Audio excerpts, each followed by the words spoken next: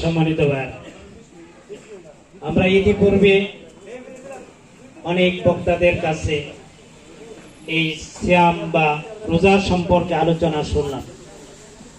আমাদের এখানে যার যতগুলো বয়স হয়েছে ততবারই এই রমজান আমাদের জীবনে এসেছে।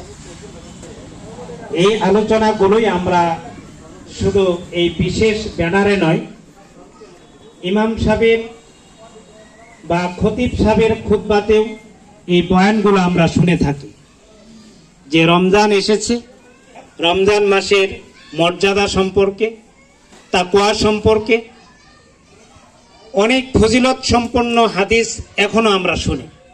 প্রতি মাসেই, প্রতি বছরই আমরা শুনি, প্রতি বছরই আমরা রমজান পালন করি, সিয়াম সাধনা করি।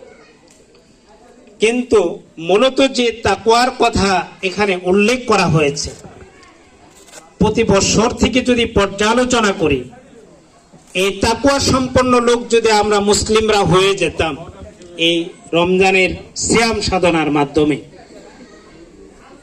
যে তাকওয়া কি শিক্ষা দেয়, যে আল্লাহ সুবহানাহু ওয়া তাআলার অর্জিত হচ্ছে হয় না কেন? আসলে একটি ইবাদত দিয়ে আল্লাহর যে মহান উদ্দেশ্য, সেই উদ্দেশ্য হাসিল হওয়া সম্ভব নয়।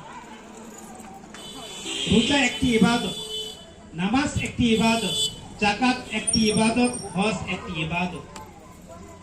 এই ইবাদতগুলো দিয়ে